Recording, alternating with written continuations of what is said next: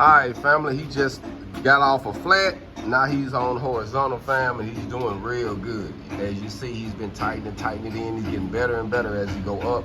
And he's about to fall back down and come back up again. So tell the people, from starting off at flat, going to horizontal, what's the main difference for a beginner to look out for? What I kind of had noticed is like kind of getting the right position when you have the when your arm angles and stuff. You have to get adjusted to that.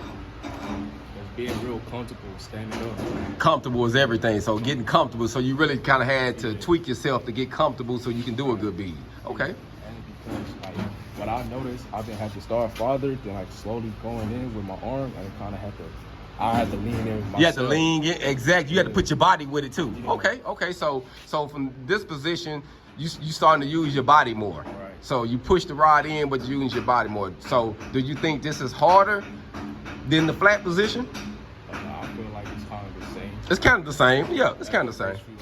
After the first 3 attempts, you pretty much got it. Okay. So right now we got him doing this. He gonna do this one more time and go all the way up, and then he gonna go to vertical up. Appreciate that, man. Keep doing good, fam. You winning right now. Hold on.